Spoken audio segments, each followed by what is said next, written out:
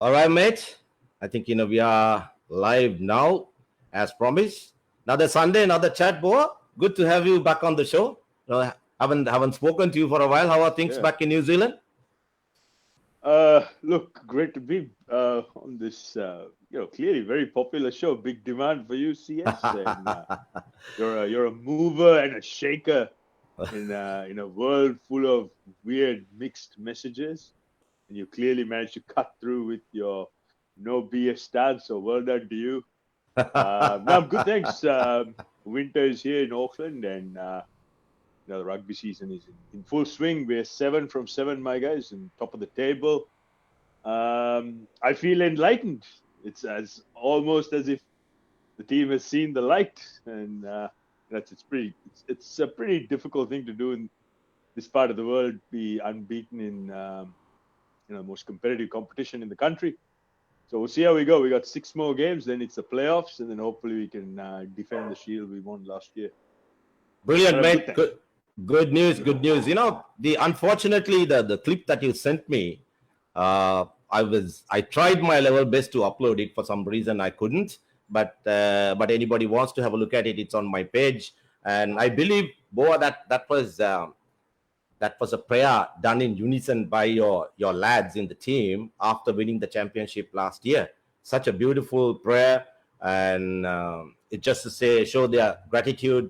Like what team sport is all about. It's amazing to see these big guys all getting together, and the most amazing sight was to me, Boa. You are in the middle and absorbing the moment, that's savoring it. And it's so nice, and you paid your respects, though perhaps you come from a different background, and you and I share different set of beliefs. It doesn't matter, isn't it?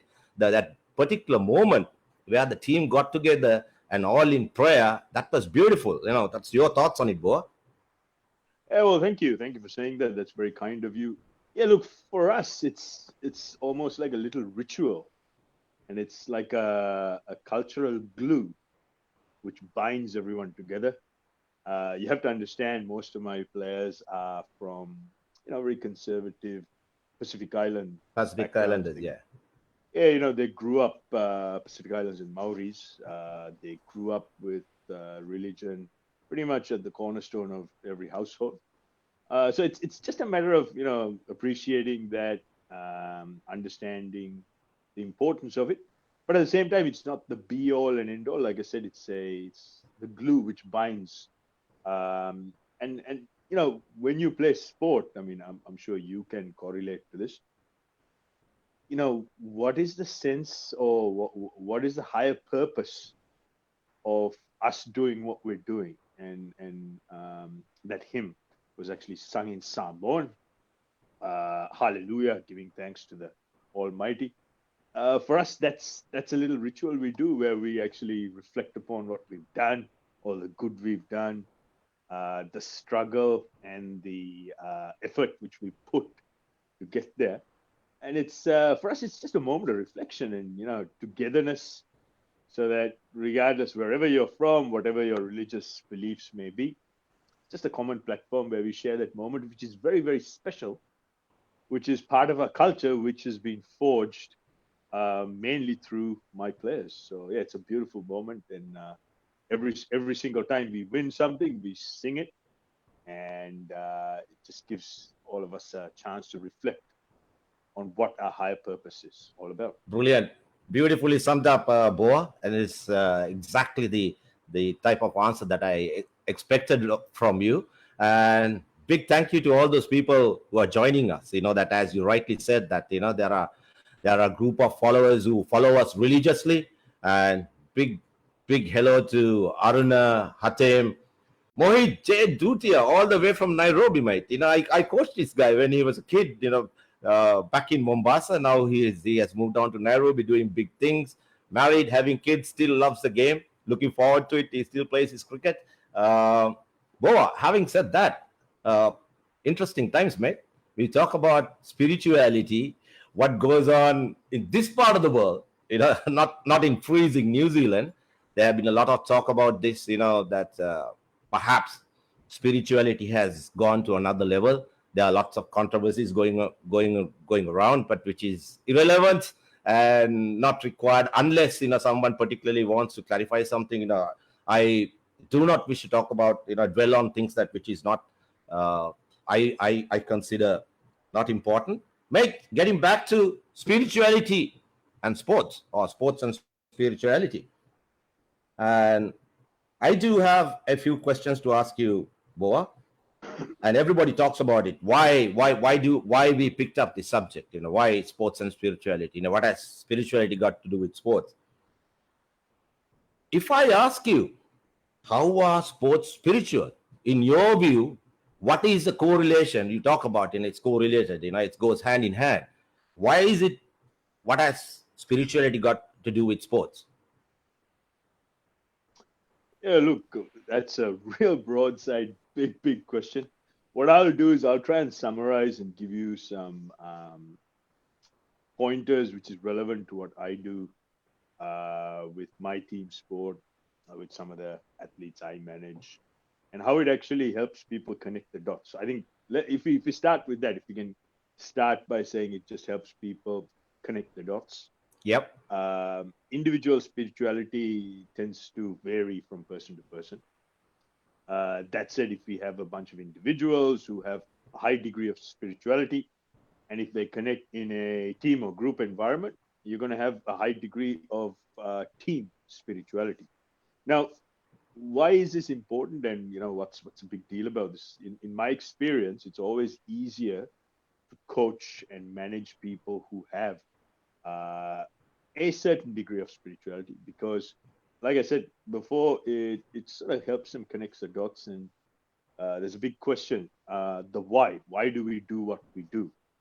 And you have different layers and different levels of what you want to do. For example, in community sport or grassroots sport, people just want to have a good time, just want to turn up, enjoy. For most, it's a hobby. And then as you start going slightly higher in the level of sport, every little bit of advantage or winning edge matters, because it's all about results. Careers are on the line, livelihoods are on the line, sponsorships are on the line. Millions of people watching television, and sometimes the sport itself is almost like a religious institution. We've seen Absolutely. so Yep. many sports around the world, and on how fans, and at times fanatic fans, respond to the results.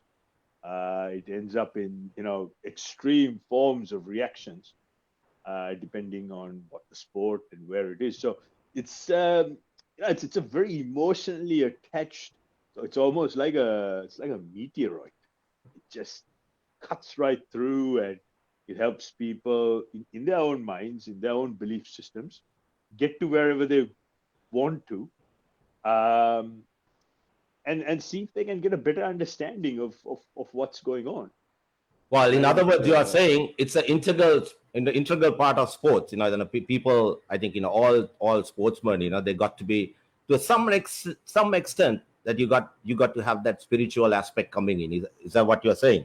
Yeah, Now, see the notes that I have made. It says athletes embrace the tension between renewal and failure from moment to moment. I think just the failure is as we all know, it's part of sports, and sometimes when things don't go your way, you need some sort of connection. You got to that you have to seek some sort of resistance. Get your the bearings back, and to get back in the game. So it says, Boa, it's very interesting, mate. It says it can happen in, well, if you don't know, you don't necessarily have to agree. I know, Boa, you always have your own views about things. It says there are three types of spirituality.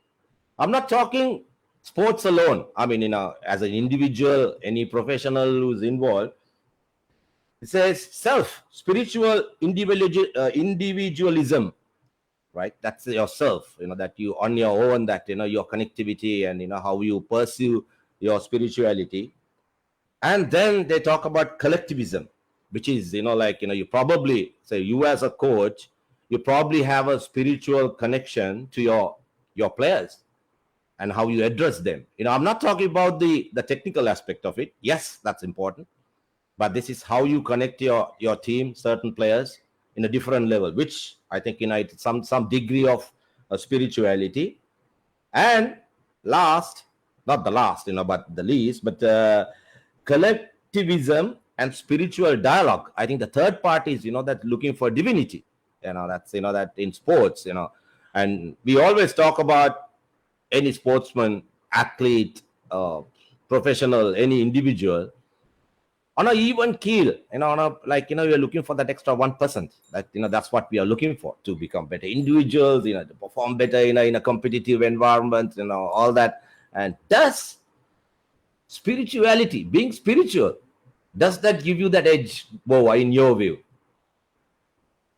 Look, I think there's been a number of studies which have been conducted on high performance teams and spirituality. Now, keep in mind, it really depends on how you define spirituality.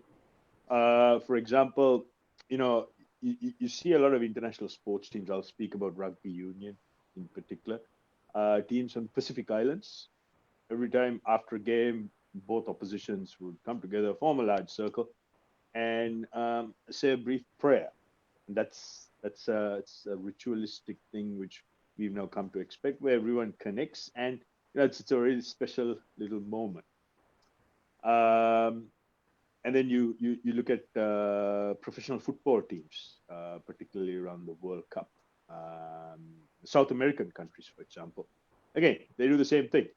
That's because they come from very strong Christian and Catholic backgrounds, and for them, they feel and they believe that a prayer will get them some divine help and some divine intervention. But again, we have to keep this in context and understand that this can always be seen, in some occasions, the be-all and end-all. But the reality is, in any sport where you're competing mostly in a physiological sense, that's physically, nothing is ever going to substitute your physical skill set. I have to say that.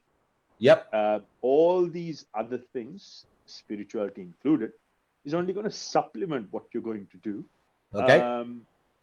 And put you on more like a streamlined path where all the individuals connect to each other.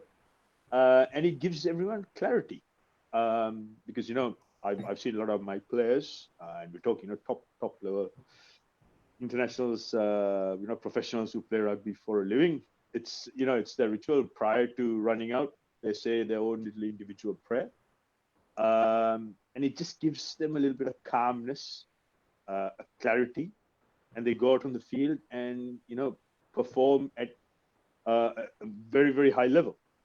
So again, it's just understanding these spiritual beliefs and how they connect to what you're doing as a team, and how you actually utilize that so that the team can perform better. In a team environment, that's what it all comes down to, really, where you want to try and create kind of like an equilibrium where everyone is on a level pegging, that, we don't sort of overdo something, nor at the same time try and move some of these players away from their ritualistic beliefs. And I use this term ritualistic because, in sport, there's a lot of rituals, and spirituality comes hand in hand. So it's a very complex sort of situation. But if you really cut it down to size and understand how it can give you a competitive advantage, that will show through. And as I said right at the beginning of the show, it's a little glue which just kind of connects everyone in a cultural sense. Having said that, Boa, you said something like, probably will give you a competitive edge, based on your belief system. Now, you mentioned about, say, for an example, like South American football teams, basically all those teams have, that they all follow the same beliefs and, speak the same language, although they represent, different countries. When two sides rather, right, pray to the same God, how does God, the outcome on the field, right? Two teams, right, praying to the same God. Is God that, whatever that, that belief, is he going to do any favors to one team compared to the other, or how does it work on field? Like, you get my point. Two similar teams praying similarly on an equal ground. And how does that work in the middle? Once you go into competition, how does it work? Okay, so I have to be very careful on how I answer this question. This is Yeah, a loaded question, yeah, and I'm probably the least qualified to answer it. However, I'll give you a really interesting example, which will probably give you a better insight.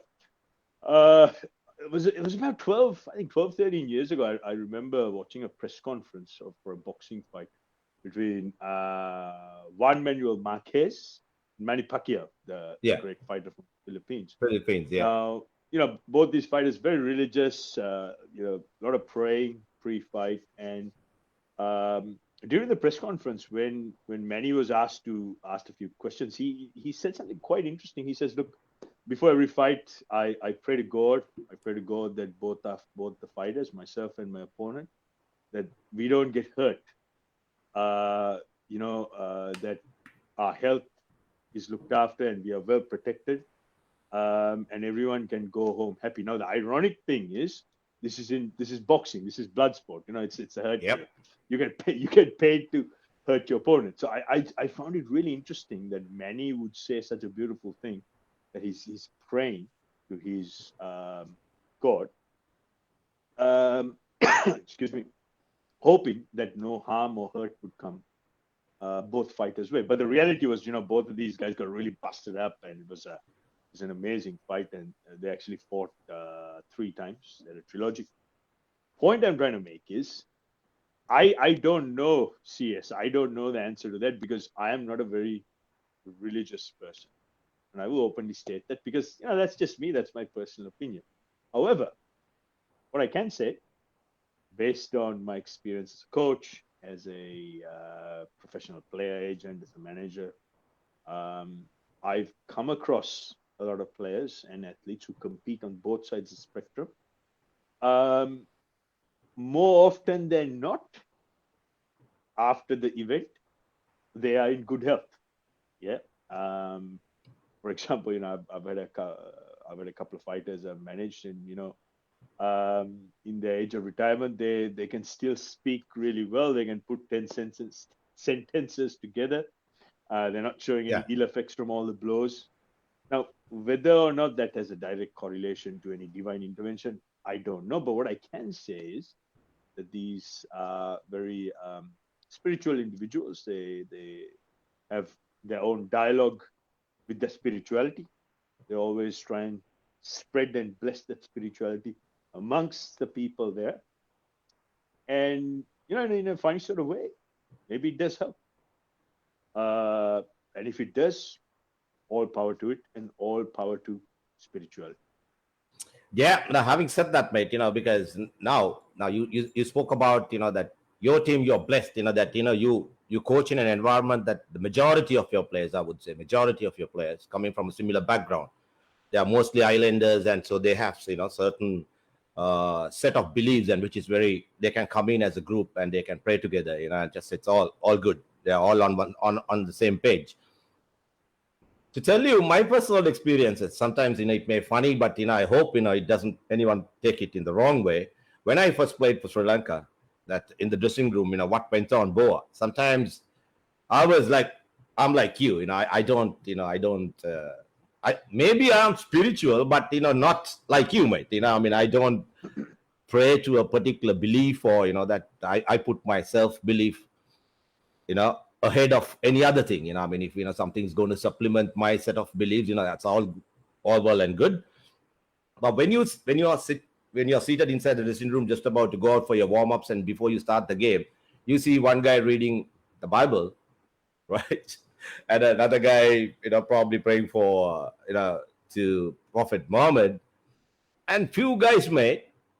And that was very funny, boy. That's like you see them eating ash. Probably, I believe it is from Sai Baba. That as I said, Sri Lanka, people don't realize what a secular community we are. It's very diverse. We come from different backgrounds.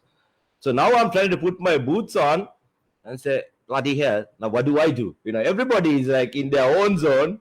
Then I'm left alone, and after the game, certain guys, approached me and said, "Mate, why don't you start praying? Just that probably it'll help you.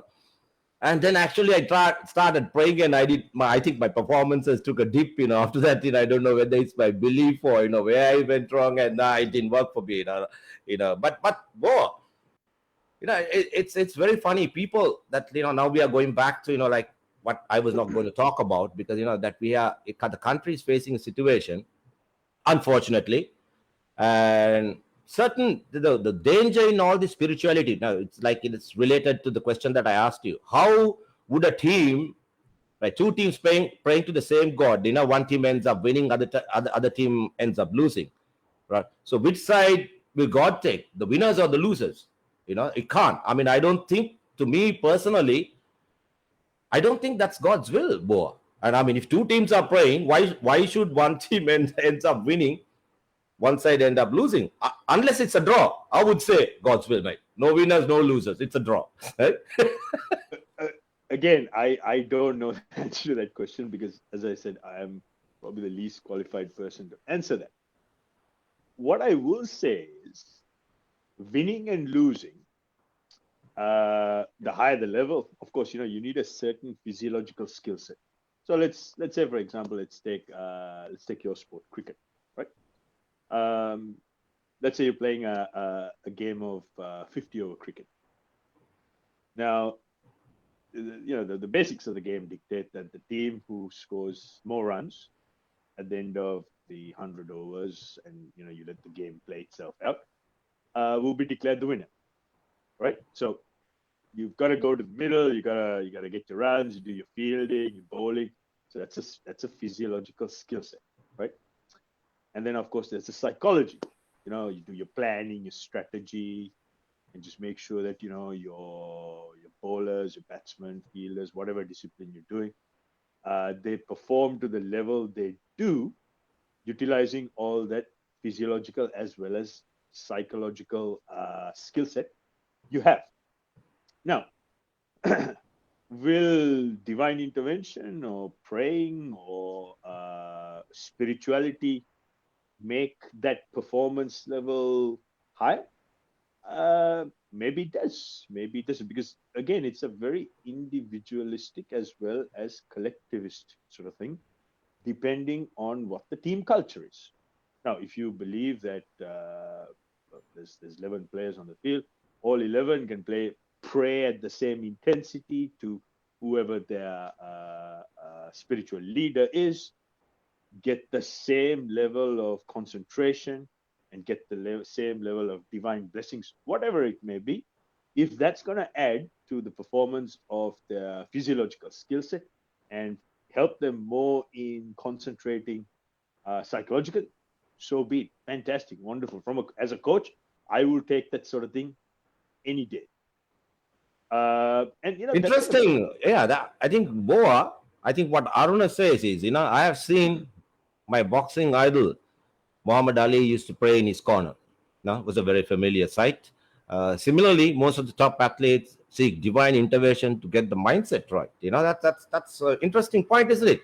That we spoke about, people looking for that 1%, 1%ers, whether it's, sometimes, people, their fitness levels, they look for supplements, and then all kinds of, that people that to have that extra. Yeah. Yes. I mean, look, the reality is, if it helps you concentrate more and perform more, fantastic. But what I have to clearly say, and I'm going to draw a line in the sand here, is that if you don't do your physiological training, if you don't put the work in the gym, if you don't do your skills training, no matter how much praying it's just not going to help you. You've got to have the skill set, the physical fitness to go out there and do it. As I said before, and again, this is just my opinion, based on the experiences I have had with the athletes and players I have worked with. All this, stuff you do on the side, spirituality included, it's very much peripheral. It just sits on the side, and it just helps you to connect the dots. Talking to a psychologist, kind of for me, it falls in the same sort of thing. I've worked with teams, they actually have a full-time chaplain on the team. And again, that's more for the players to have some quality one-on-one time in times of difficult times, in times of distress. It just helps these young men speak to a chaplain and just ease their mind.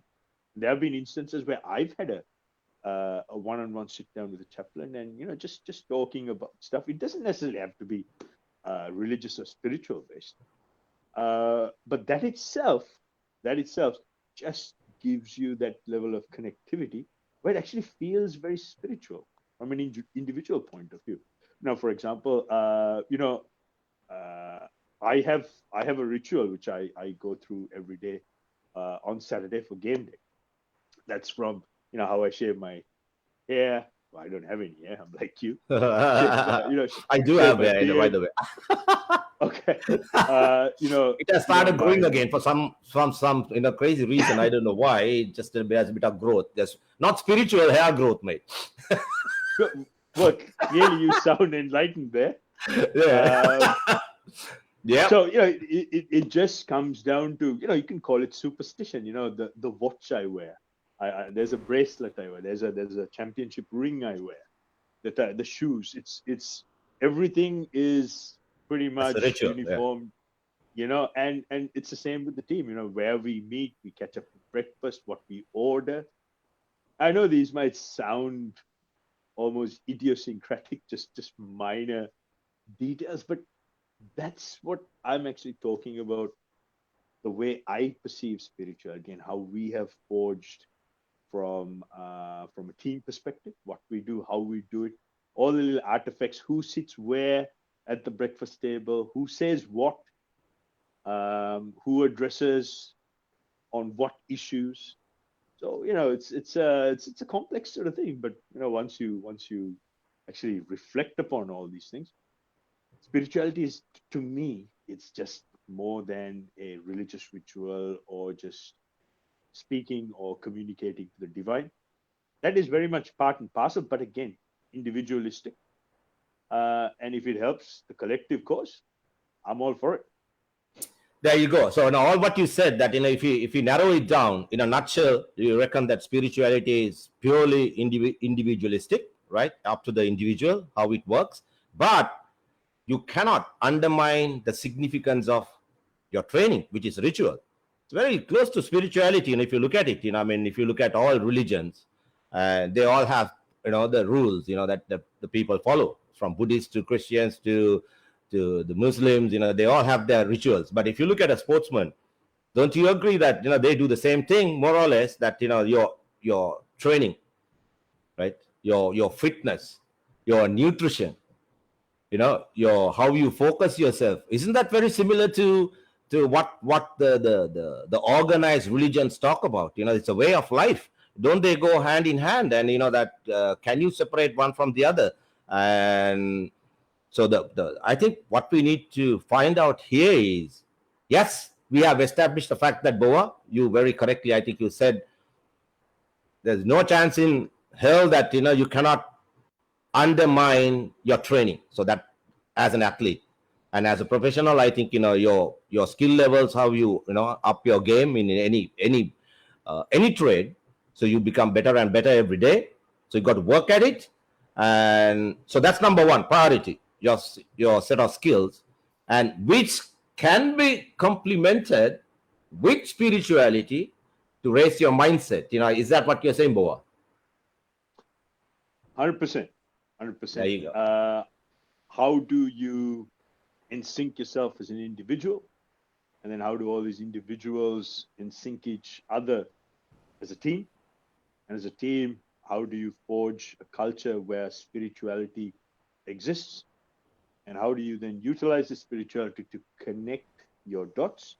And as you roll forward, certain rituals will enter the ecosystem of that team. And then as you repeat it over and over the years, they turn into ritualistic traditions. And that set of traditions and beliefs in itself is part and parcel of the team spirituality. So again, I don't think we need to start defining boundaries or trying to um, come up with allegories or stories where spirituality is just limited purely to religious and divine beliefs. I think spirituality comes in a whole different forms and shapes, and it's something which will evolve at times. So much so, I can say as a coach, most of our spirituality is now player driven, very much player driven. As a coach, I would sit back and allow the players to drive it, and they know exactly where to draw the line. And that is a very purposeful choice. What it does, it has a direct correlation to the results because, my team, the Monaco Rovers Premier, is very proud to say we haven't lost a game in 18 months. Wow. So, it's just finding the right balance and just moving forward so that it doesn't become disruptive. And at the same time, I have to say this, CS, I really have to say this. You can't force or jam some of your religious beliefs or spirituality down someone else's throat. That's when problems start happening. I have to say that as well. Well said, Mike. Phelim, your question, is not very clear to me. I don't know what you're trying to imply here. Muhammad Ali used to pray to Allah. And, well, correct me if I'm wrong. And I think Cassius Clay, before he became Muhammad Ali, was from a Christian faith, which he converted to Islam. And I think he found comfort in, whatever the belief system he adopted. And it worked for him. So I don't know what the point the Jurians is trying to drive at. Now, this is exactly what we're talking about. I wanted to go there, Boa. Now, the problem starts. Yeah, so let me just address this. Look, Muhammad Ali is arguably the greatest athlete of all generations, of all time to this day. So if whatever you're trying to suggest here, in whatever form or shape, clearly spirituality worked for Muhammad Ali. He's the greatest. So who are are we we to to even who are we to pass that? judgment and whom we believe? Now, exactly your point, Boa, where you're going, and say the moment you are trying to force it down someone else's throat, or say that my trumpet is louder than yours, that's where the trouble starts. I think that is where our country is. The burning question, what is happening right now today, can be a very important day, Boa. That so many people, there's a bit of tension going on because of this, the stupidity that is going around. When someone, I think, Boa, that I paid heavily by exposing this, years back in time, going back to 2000. I saw it happening. I said, guys, nip it at the bud. This is getting out of hand. It can be a problem, and which happened, so many years down the line, which shouldn't have happened. And when people start comparing, okay, my trumpet is, better of a better make, and louder than yours, or plays better music, trouble starts. And I think, I hope that's not what Mr. Julians is not talking about here. Teams can pray to anybody they want, Boa, right? That's as we said, it's the individual thing. That's it. It doesn't matter. It's a free world. It's a free world. Well, mostly. And look, anyone is free to choose what or who or how they want to get on with it. But as I said, as a collective, from a coaching point of view, you kind of need to understand where you draw the line, because sometimes it can be detrimental. It's just finding the right balance. And for me, from the little bit I know about sport, the little bit I have been involved in sport, it's like a little matrix. You've just got to get the right balance where you don't become overbearing on it, where it becomes a distraction. But at the same time, you get the right amount of spirituality. So it just puts the athlete and the team, their mind at ease, so that they can focus on the job at hand. And look, my personal belief, I'm going to just open up a little bit on spirituality, which I believe. I do my coaching here. I've lived almost all my adult life here. in Auckland, New Zealand. I have worked with people who once upon a time I never thought, in a million years I'd get a chance to work with. But that's individual skill sets sort of meeting each other, understanding how each other works, and trying to forge what's best for the end goal or the outcome. What I believe is that whole thing is a plan, part of a master plan. I'm just a little minute detail, and whoever created this universe, and whoever came with this plan, we have to be good enough to embrace that and make sure we write our own success story and we write our own legacy. So every day I wake up in the morning and I see sunshine and I get oxygen. I'm grateful. That, for me, that is my ultimate spirituality. It just means I get another chance, another 24 hours to engage in this. Live your life, mate. Gives you an opportunity, just to, and live your life to the fullest, as we always say. And that's the idea, and to be grateful. It doesn't matter, what you believe in, and you're part of the creation, and make use of it. That's how I feel. And Vivek is my good friend, as another coach from Kenya. It's a very spiritual guy. Spirituality should be our guiding principle in our life. Agreed, Boa? Sure. Spirituality should be okay. Daily routine and rituals are important. Sports being part of life benefits from spiritual. That's what we are talking about, isn't it? That's it goes hand in hand and it complements one another, I think. But having said that, not to discount for certain things that involve in life and sports, like your set of skills and your training, your nutrition, your whatever that you do, that's primarily important. But if spirituality can supplement anyone, please do that, whatever that works for you. And Boa, our mutual friend, good to see Siobhan Daniel, listening to us. Big hi to Siobhan. Good to have him on the show. And Bo, I don't know whether you are in touch with Siobhan. That at the moment, he's doing some fantastic work through his organization. That that they're supplying water to people who live outstation without the water is scarce. That they go around the country. And can you believe anything nobler than that? Giving another human being a drop of water to drink. That's what Siobhan is doing. CS, look, he's a very hard man to get hold of. He's my best friend. He's a very, very hard man to get hold of. So it's nice to see that he's watching us. One thing I have to say, so therein lies the perfect example of spirituality. He's living out what he believes is his higher purpose of his very existence. I'll say it again. The embodiment of spirituality right there is he and his organization. They've got put some goals, they have systems and processes in place. Yeah. And what they are doing is they're living out what they believe is their higher purpose, so that higher they calling. could give to that they could give to other people. Yeah. Now, to me, that is amazing. That is the highest form of spirituality anyone can attain, because they're not actually doing it for themselves. They're doing it for the others. Else. It's a higher purpose, higher calling. Yeah. And that's what I'm trying to explain here. Like in sport, in business, in governance, whatever it is, if people are truly spiritual about what they do, they don't do it for themselves. They do it for everyone else. Now, I know that sounds a really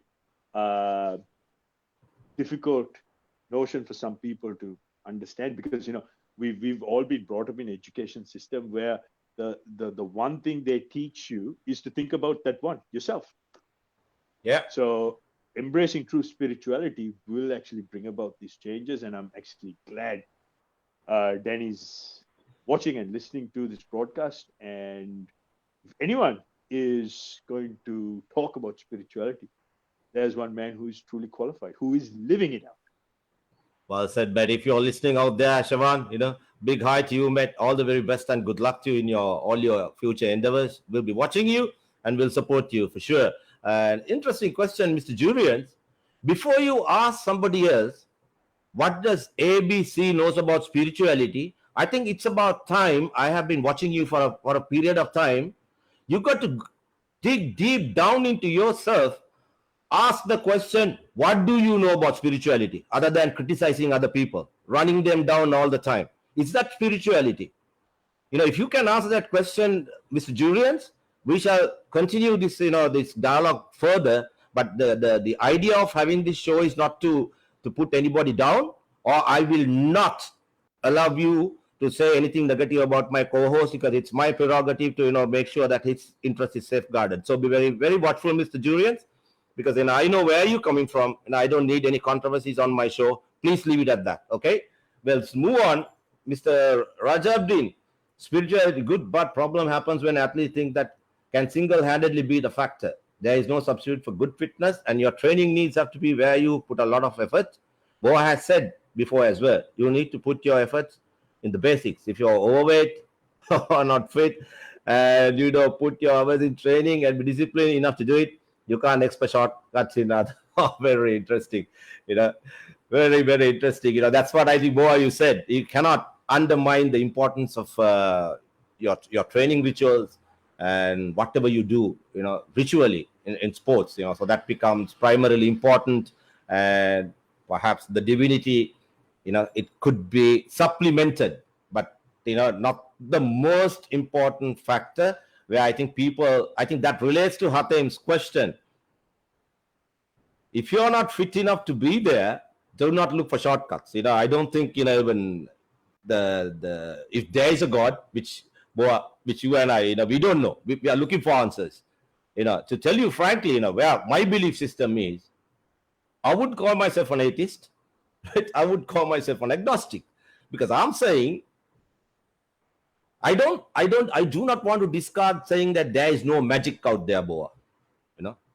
The fact is, I haven't seen much magic. Perhaps I've seen a little magic, but I don't know. I do not know whether it's supernatural or something else. It's a divinity. But to me, I'm not fully convinced that what it is. All what I'm saying is, I do not, as an individual, I do not want to restrict myself saying there's nothing out there. Then I become an atheist. But I'm open. If there is magic out there, let me see that. In this lifetime, before it's too late, let us see if there's magic. And if it works, it works. That's my point of view. Yeah, and look, as any budding professional sports people out there, if you want magic, you go and make create your own magic. Create your own magic. Be the magic. Be the magic. And I'll give you another really good example. I mean, I'm sure we've all been through this. The GC O-level, A-level exams. It's ritualistic, isn't it? Pretty much, depending on your faith and religion. Parents will take the child who's about to sit the exam to a place of religious worship, and they will make some kind of offering in the hope and belief that the child will. You make a vow. You make a vow. The vows. Sure. But again, the point I'm trying to make is, if you don't put the work, if you don't do your study, if your memorization, whatever it is, it doesn't matter how many vows or religious rituals you go through, chances are you're going to flunk your exam, because again, there is no substitute for putting in the work. You put in the work and you follow through with the rituals. If that gives you a bit of a winning edge, it makes you feel like you're invincible. Fantastic, amazing. You will get flying colors. But again, do the basics right. Make sure that you work on your skill set. You prepare, you train. The results and the outcome will look after itself. Because if you keep doing the same thing, how many times have I told you this, CS, on this show? You keep doing the same thing, you will get the same outcome. If you want to change the outcome, change your activity or change what you're doing. Whatever you believe, your rituals, your vows, call it what you may, all that is going to be peripheral and just give you a bit of a boost. It's like the rocket which goes up to the stratosphere, and then you have those little boosters. the boosters come off, and then the rocket just goes plain sailing. Same sort Well of thing. said, mate. And also because this whole there was a comment about what ABC. Look, to everyone who's listening, look, this is about having a open, frank, robust conversation. We certainly haven't got all the answers. We don't claim to.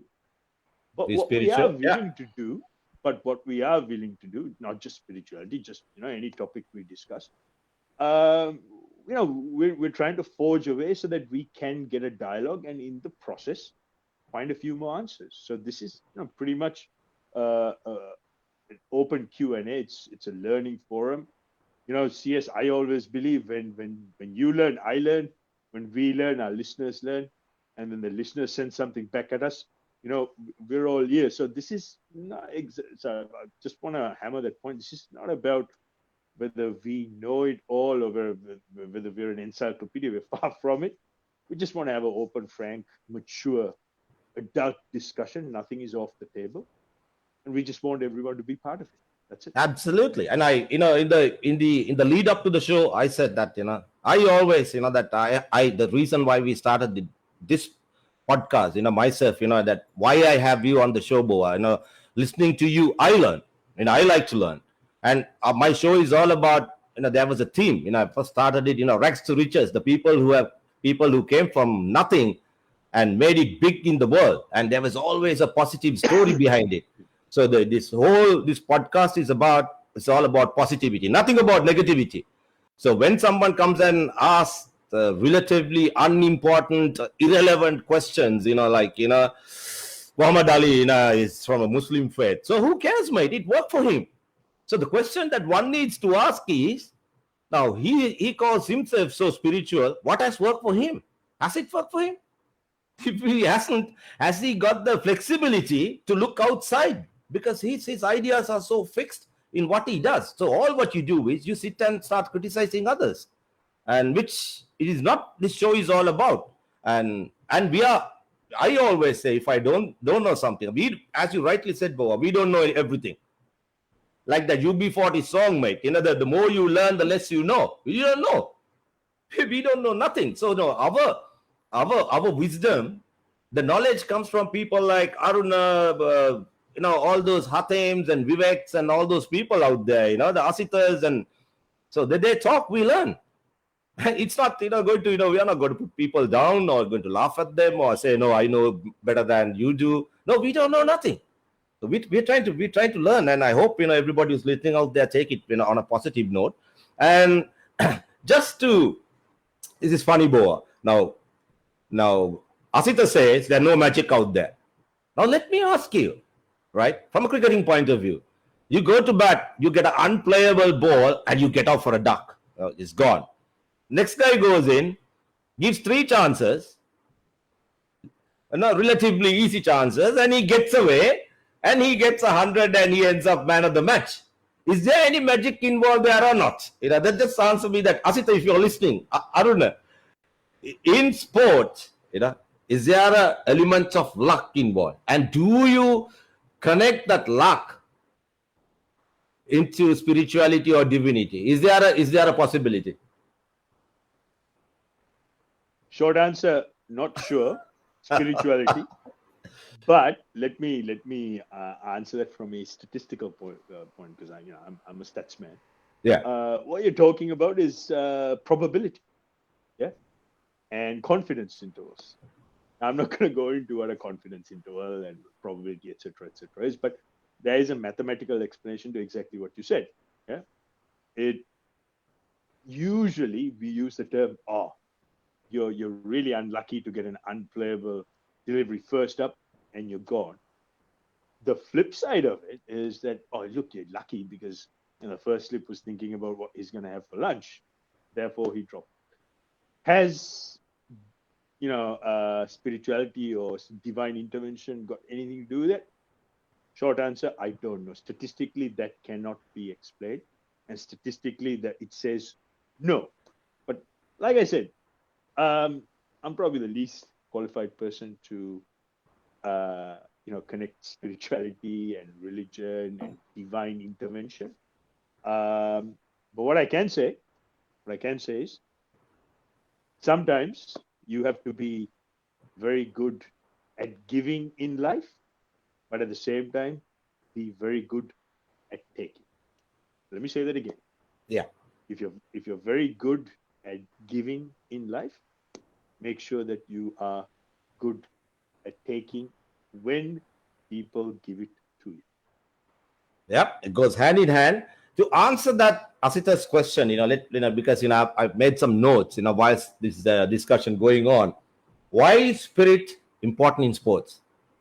So we said, that we basically everyone who is out there thinks, nah, spirituality had nothing to do with it. It's your own skill, and there is no magic out there. Now it says the reason we define a spirit of the game is to ensure the fairness of the contest is upheld. When players go outside the spirit, they may gain an advantage, but they do so without proving their superiority in skill, strength, and stamina. Right? Okay, that's basically boils down to the same thing. But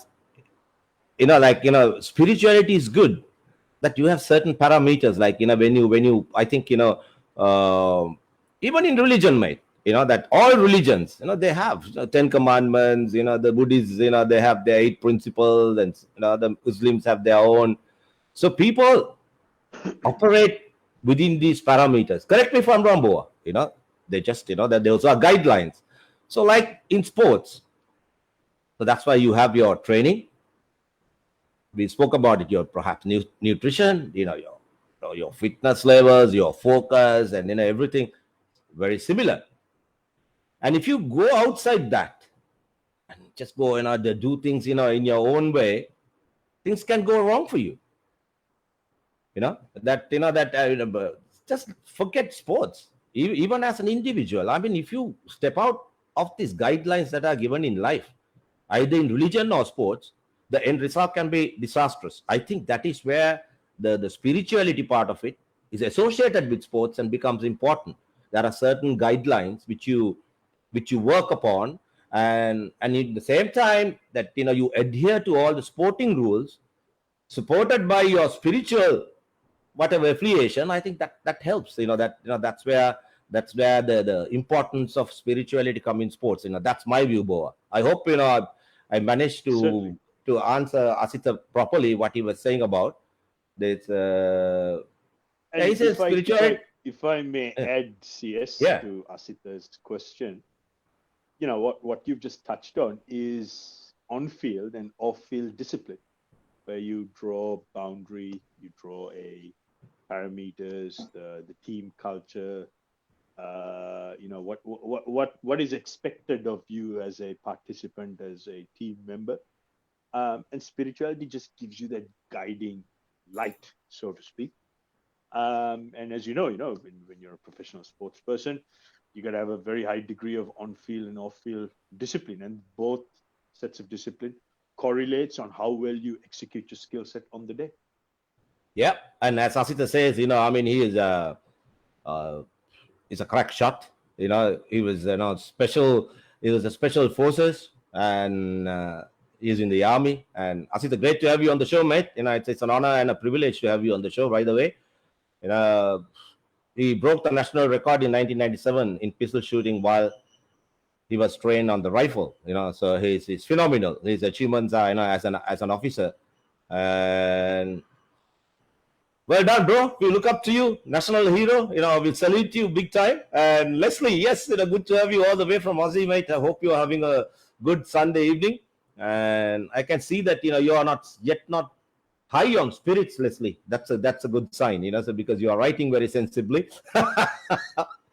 There are no issues with beliefs and spirituality, but it becomes an issue when organizations try to own these great, they say franchises? Yeah, franchises. Create franchises. Uh, do you understand what he's trying to say, Boa? It's not very, very clear to me. There's issues when organizations try to own these and create franchises. Do you understand what he's trying to say? Not very clear, but what I think he is trying to imply, and I'm just making an assumption here, is that Yeah. when you have a certain belief system, kind of formulates or translates to the business model. That's what I'm trying to read between, because franchise sport is a big deal now. That's just the professional Yeah. sporting model which goes forward. So I think that's probably what he's trying to get at. But Yeah, again, Leslie, if you don't mind, mate, if you can, just expand on your, like you can, clarify what you're trying to say. Perhaps we can give you a better answer. Yeah. yeah. So again, what we spoke before is, it's just understanding. There you go. Yeah, he said Prophet Jerome is an example. Yeah, well, mate, that's a whole different subject. At the beginning of our show, we said in Boa that we decided we are not going to talk about it because there's lots been discussed about it right now. So we can add fuel into a burning fire right now. We may get carried away saying unwanted things, and we probably rather not talk about it. And there's another interesting aspect before we close up Boa. CS, if I can just say one thing, look, yeah, to our beloved audience, wherever you may be listening from on planet Earth, CS and I, the reason why we have this show is we like to think we're very open and broadside or broad-minded. That's why we talk about concepts. It's just usually the narrow and close-minded people start talking about individuals. So, it doesn't really add that much value.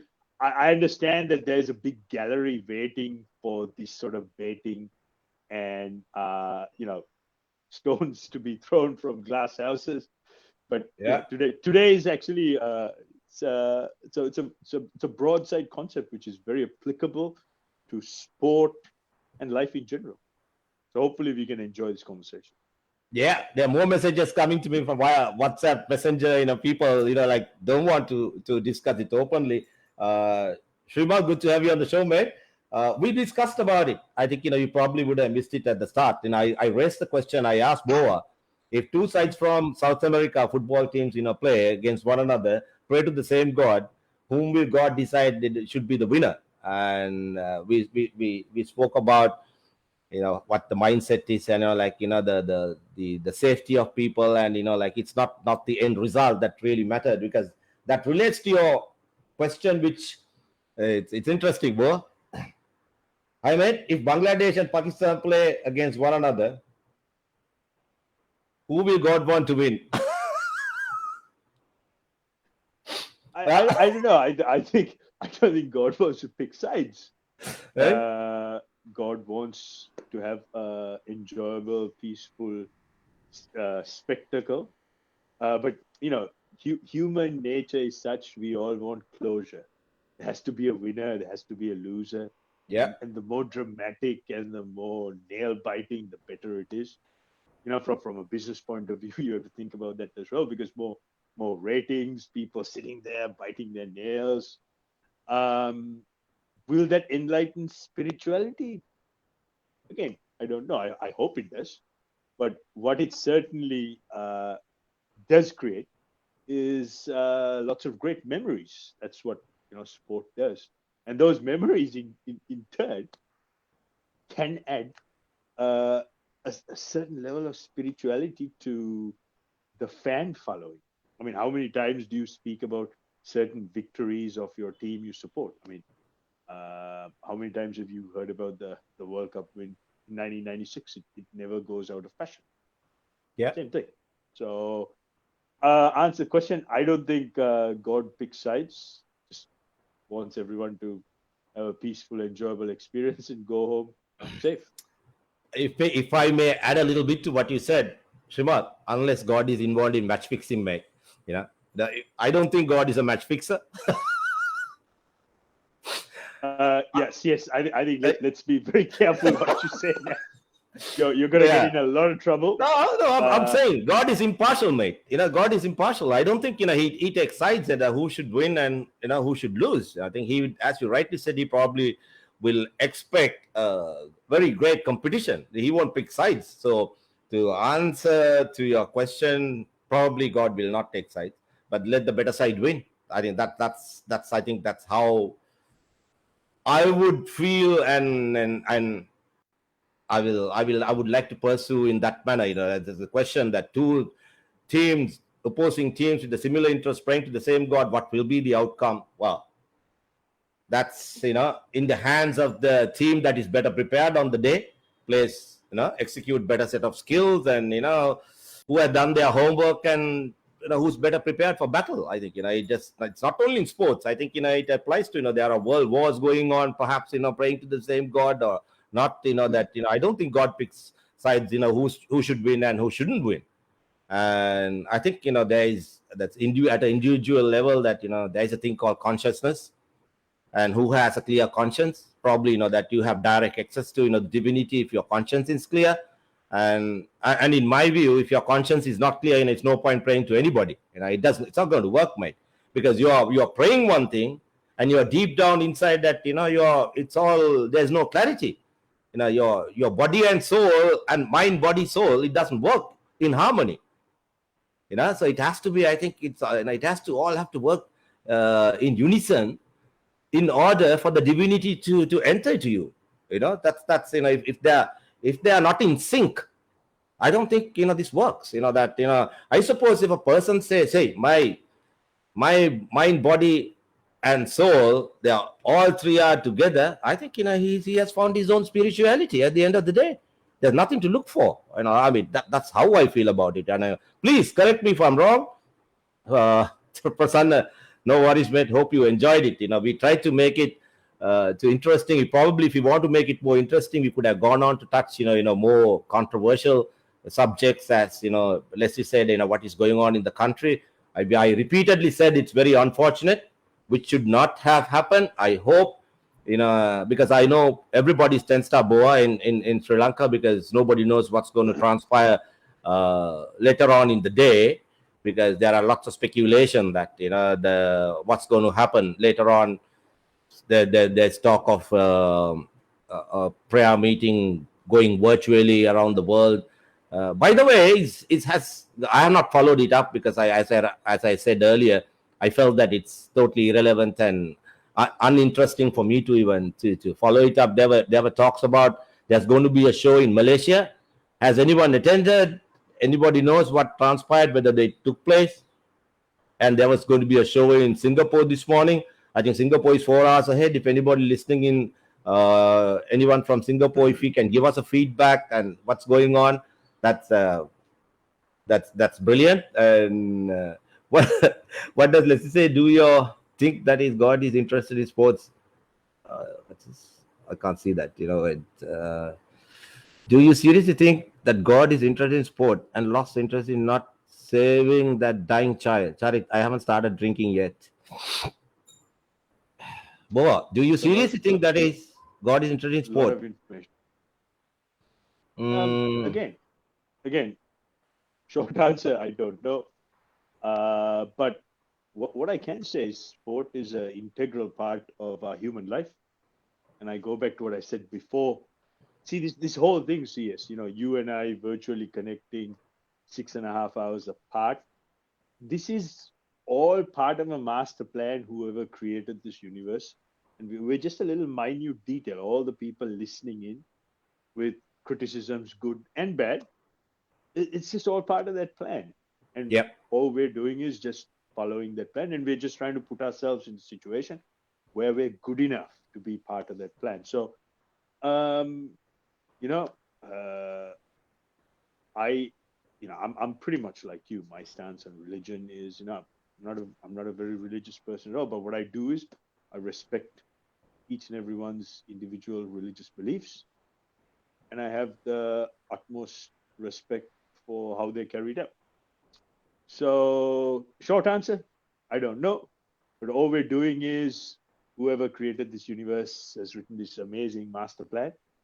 We're just following it. I mean, the simple answer is I know Leslie is a very, it's an educated top accountant, and top professional. And Leslie, both myself and Boa, we are, as we said, we are not atheists, that we have a certain set of belief. And if people think it's all a part of God, right, then the sports too is created by, has to be a part of the plan. So you can't say the sport is insignificant compared to a dying child, because it's all connected. It's all part of the plan. So, it's not a case of, whether sports more important than a dying child, and the God has time to look into a dying child. No, it's all interconnected.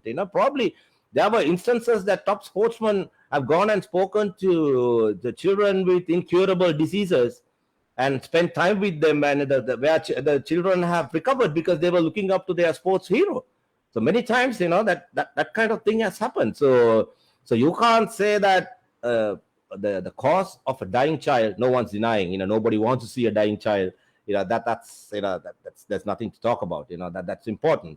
But it does not mean you discount and say, no, sports not important, compared to a dying child. Two different subjects, but related to God. I think, if everything is happening, as Boa said, just look around and you tell me, like, when I look around, this technology that you and I use, Boa, everything around me, 99.9% of things are materialistic things created by man. And what are the things that not created by man? As you rightly said, sunshine, air, the oxygen. That's if you are open enough to enjoy those things, I think you are spiritually evolved to feel who the God is. The rest is all, I think, that's irrelevant. These things, one day it can be there, the next day it's gone. And the memories, on the field, what you do, what you achieve, those are things that you remember, and which I'm grateful to God, having given me that opportunity years and years, on the field. I seriously, Boa, I sometimes I don't recall my performances, but I probably will recall certain things that happen off the field with your teammates, how players stood by you, all the get-togethers after the game. We are looking forward to it, and those were the most important things in life. What you did on the field, yes, that's fine. We all, Boa, you had your time, I had my time, but that's looking back, the most important things were things that happened outside the field, not on the field. That's how I feel about it, Boa. I don't know. What do you think? Yeah, look, that's that last 2 minutes, mate. That was like a sermon. I think you're ready to start your own church, the Church of CS, and you're sounding prophetic. That was one amazing allegory. Bravo. I couldn't have said it better. I think all of us who've been, who played sport, who've been part of sport, this is mostly the off-field friendships, the off-field memories, the struggles off-field, the good times, all those nostalgic moments. Once a year, I come down to Colombo for the Premiership to do the commentary, and then we have a past players dinner for the old Royal rugby players. And it's going down memory lane, and I still talk to my former teammates. They still hang on to some of the things which happened off field and on field as if it was yesterday. Now I sit back and reflect upon that, and I think, what a beautiful thing, what a wonderful thing. 20, 30, whatever years after, we can still sit down, have a quiet drink, and share a bit of laughter, and share a few stories. And to me, that's a real luxury. That's a real luxury in life to have, and it almost feels spiritual. But I have to say, yes, but what you just said, clearly, you are enlightened, and you are enlightening our audience. As you say that there's a surge in the light in my little studio here, so clearly you have some divine powers there, my man. All power to you. Mate, seriously, I don't know where it came from. I think it came from the bottom of the heart, and I said that exactly how I felt about the sport and the way I live my life. And if that came from a source that I can't explain to you, I think it came from a place, very special place, which I'm grateful. And as you said, Leslie has very conveniently made me a prophet, has called me Saint Charith. Thank you, Leslie. Well, I'm yet to attain sainthood, but that's very, very, very interesting. That the Asita, I don't know, mate. As Boa said, we are not qualified to define that the energy around us, whether it's God, I don't know whether God is energy, energy is God. That's it's omnipresent. We don't know, mate. We seriously don't know. I mean, as I said earlier, that if you're listening to us at the beginning of the show, that there are a lot we don't know out there, and we don't want to discard saying there's nothing out there. And if there is something out there, we would like to see it and we like to experience it as humanly as possible in this life. Yes, if I can just add one thing, there's science as we know it in the year 2023 is quite advanced, and there's a lot of things science can explain. But at the same time, there's so many things mere science simply can't explain. I guess that's the part we don't know. And what we don't know, I guess we still have to find out. And Yeah. maybe a few years from now, we might get a better insight into this. But what I can say is, as humans, as individuals, how you define your own spirituality is entirely up to you. Make sure that you can define what that is, and you make sense of it, and then put yourself in the best possible situation so that you can make the most of whatever is in front of you. There you go. And I think that it comes to the point that they say, why is spirituality important to you? What are you trying to gain as an individual? Why do you associate spirituality? Your self-betterment, gain self-knowledge, or that you have other plans for your afterlife. What you trying to?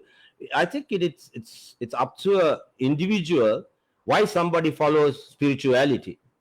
Whether you are a sportsman or any other involved in any other profession, there has to be a reason why you follow certain faiths or you become a spiritual person.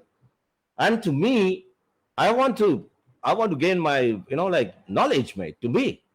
And the more knowledge you have, that gives you the ability to understand who you are.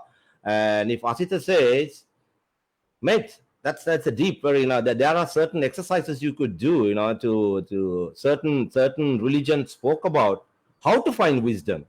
Meditation is, yes, there's no clumps about it. We all know what meditation can do, how difficult it is. It cannot be done by each and every person. And if that gives you the tools to understand or to see, feel God, well, who are we to argue, mate? Just do it. Just without, we are not going to say, no, meditation is not going to work. Yoga is not going to work. Going to church is not going to work. Going to temple is not going to work. No, anything can work. Whatever that works for you, please follow it.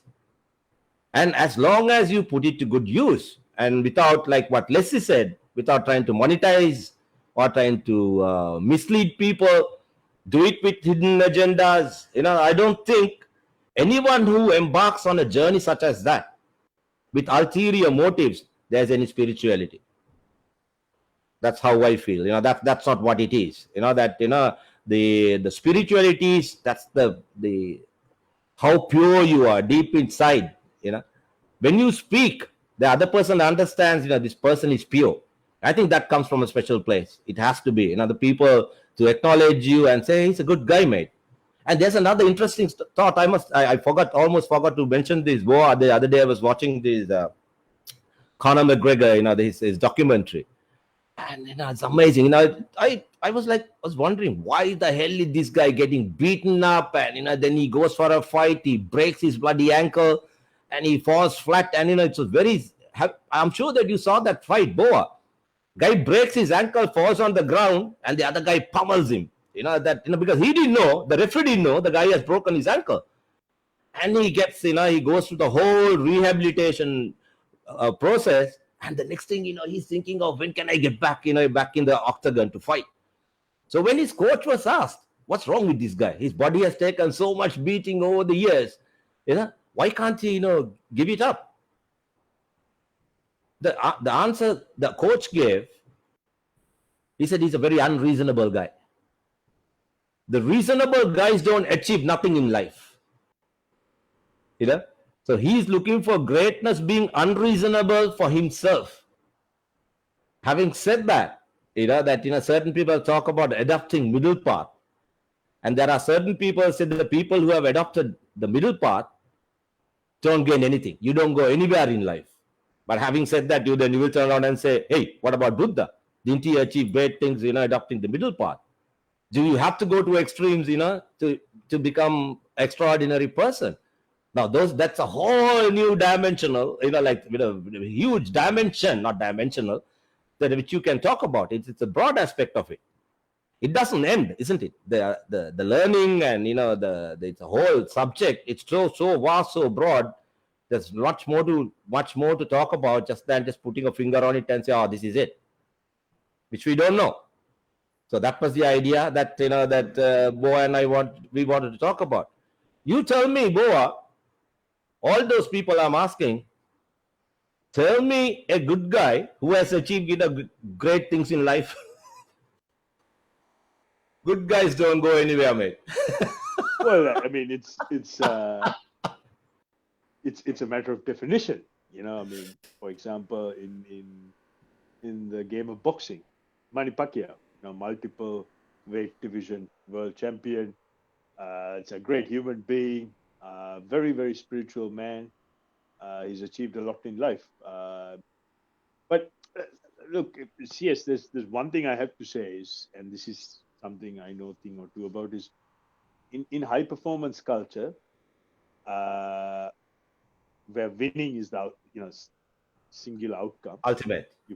You put your systems and processes in place, and you really focus on your systems and processes. And if you get it right, 9 times out of 10, the outcome will look after itself. You don't necessarily have to worry about it. But the reality is, there's a price you have to pay for winning. And in most occasions, more often than not, taking a middle of the road approach won't get you that outcome. That I will guarantee you. You have to be willing to push yourself to the very brink. Sometimes human spirit, where you really work diligently and hard at your skill set, and your skill set becomes so next level. Winning just comes natural. But that's a very high price you have to be willing to pay. But now the whole world will want to see the tip of the iceberg, which is the winning, but they don't see all that hard work behind the curtain. True. Yeah. So This is, again, I'm trying to connect the dots here. Spirituality is a very subjective thing. From a performance point of view, you just have to understand that, define what that is, and have the ability to connect the dots. And you just strike a balance on how much emphasis you put to spirituality or whatever it is. You define what that spirituality is, and there's no substitute to training. Now, for example, whole of last week, we've had storms and floods in Auckland. So I had to move my guys indoors, and we trained at a local school's gym. It wasn't ideal, but we had to improvise and make few changes. But that's the cost of winning. That's what it takes to win. So the reason I say this is, coming back to spirituality and all that sort of stuff. That's a very subjective thing, CS. There's no one size fits all answer here. Yep. Hopefully, this has given us a little bit more insight into what we're dealing with. Keep looking for answers. That's what it's all about. The as I said, the more we learn, less we know. And well, I would like to throw this question to everybody listening out there and who will listen to this podcast, later on. Do you, in order to become successful in life, do you have to go to extremes? I do not know, Boa. That if you take the middle path, will it work for you? And I mean, can you achieve higher, greater things adopting a middle path? And if you want to become somebody in, regardless, sports, your profession, the people who have reached the top, as I think sometimes it can be short. That the danger is, in sports, that if you go into extremes and you overload your workouts and and you're trying to bring your weight down, you sacrifice your nutrition, and you can end up with massive injuries, and that probably the end of the career. So therefore you can say, if you want to have a prolonged career, adopt a middle path. So I don't know what is right, what is wrong. But I from what you are saying, Boa, like, you improvise when things go wrong in New Zealand with the floods and all that. You look for ways and means, and you make the most of what's available, right? So that's like the you're thinking out of the box. That in order to become, I think, champion sides, they go to extremes to be the best in what they do. Easy come, easy go, and it's not going to work. I don't know. Boy, I can't hear you, boy. You're offline, I think. So let me cut to the chase. If you want to be the best in a sporting environment now, for example, the competition I coach in is the Gala Premier competition here in New Zealand, which is the most competitive Premier grade club rugby competition in the country, period. From where I came from my background, the work I had to put in to get my peers to recognize me for my professional ability to do what I'm doing, I had to go to the most extreme lengths. I had to work overtime. There you go. Yeah. But that is the reality of success. If you want to be successful, you have to be willing to do the hard yards. The hard yards. Yeah. But, over a period of time, that just becomes second nature, and then it just happens. That's part of your culture. It's part of your DNA. I expect the same from my players, my peers, my coaches, my managers, everyone who I surround myself with. And it goes without saying, it's almost a spiritual bond we have, that I don't actually have to ask someone to do something extra, because that's expected of us. Because with the privilege of being at the top comes a great sense of responsibility and a lot of pressure. And sacrifice as well. And sacrifice. Goes without saying. That's why I keep coming back. There's a cost to winning. Yeah. If you don't want to pay that cost, and if you want to be middle of the road and whatever, hey, that's fine. Nothing wrong with you. Yeah. But understand this: the chances of you winning and being a champion are probably going to take a big hit, unless you have an extraordinary level of skills which are completely out of this world, next level, and you can call upon it just like that. But in my experience, we're all human beings. The only way to stay on top is to continually innovate and continually sharpen your skill set. So there's a cost to winning. Usually it's extremely high, and you have to be very, very extroverted and be willing to put the work in. If you don't, chances are you're not going to see that outcome. Sure. But that's a very individualistic choice. Yeah, and we have been talking. Bloody hell. 1 hour, 22 minutes, mate. It's a long time, man. Asita, all respect to your father, mate. So we understand, the background that you come in from, a sporting background. If your father is still around, please, being a champion boxer to represent Olympics, it's not an easy thing, boy. And I think it's a massive, like, I know that, you were into boxing. So he's an overall man. He's a crack shot. He's a boxer, excellent, good stuff, mate. And we wish you all the very best. And to everybody who has been with us. It's not easy for a person to, either be on the phone or to listen to two idiots talk, two idiots going on and on, just comparing notes, and gonna continue to listen to us. Thank you very much. your participation, and you're really, really appreciate it.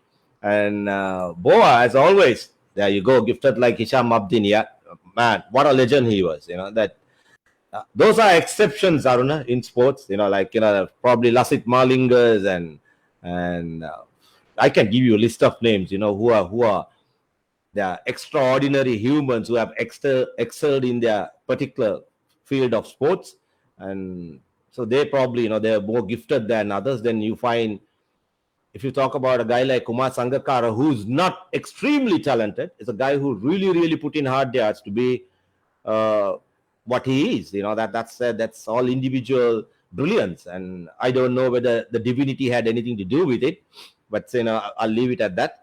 That's let people decide if all those tons of runs Sangha scored, whether it was the brilliance, his talent, or he had support from a super being or someone above, because there's a talk that, probably, boy, you missed it, that someone said that all the runs came from a source up above, which is very controversial. Again, we don't want to go there. So let people be their own judge. How it all happened. It's a hard work, or if there's divinity.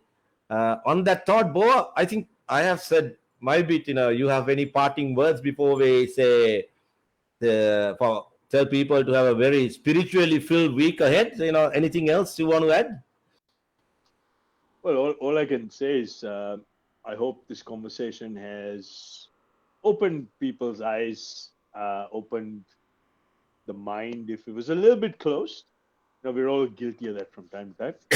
Yep. And above all, based on some of the wisdom which came from Charith's mouth today, it's very, very obvious that he's a very, very enlightened person. He has seen the light, and he's a shining light to us all. And I just want to say, yes, you're always firm on your beliefs. I have enormous amount of respect for that. The ultimate currency in this world, most people think it's US dollars. It's actually not. It's respect. So I think most listeners on the show, the reason they actually listen to your show is they have that respect for you. And I just want to say thank you for having me. It's always a pleasure. Verbal sparring, lefts, rights, uppercuts, and hooks. Yeah. and then hopefully we can do this again sometime soon. Yeah, we should pick up another subject, and that we can throw it to our listeners, our followers, ardent supporters. Any particular subject that you like to discuss, and bring it up, and we are happy to talk about it. With the little knowledge we have, we try to do our best. And to talking about having seen the light, Bo, I hope that light won't be at the end of the tunnel, that of like a huge train running towards me. I hope not. The light can be, when you talk of light these days, again, it's very sensitive, very controversial, because too many people see light. And as I said, I hope it's not the light at the end of the tunnel. That's hopefully we should not go there. No. I was just talking about a tube light, so that's it. On that note, everybody looking for enlightenment. And first of all, I think people should understand what enlightenment means, and whether anyone claims to be enlightened or whether other people call them enlightened. So these are, and little knowledge about certain subject, little knowledge can be very dangerous when you talk in open forums. People can take it in the wrong context, and then the consequences are going to be, I don't know what. I hope everything will be will end in a manner that it won't become any more controversial and become disastrous. And let's try and hopefully sort these things out amicably and in a decent manner, without going any further. I say, if you need to discuss meditation, the light is opening up to the energy of the world. Yeah, I think, yeah. So I know that it's I think the many things, it's another whole different subject, boy, isn't it? Meditation, and that's a lot of that's. It's a bit above our heads at the moment, so yeah. So I think it's perhaps it takes another session to talk about that. Thanks a lot, mate. Yeah, Asita, thanks for your participation. Really appreciate it.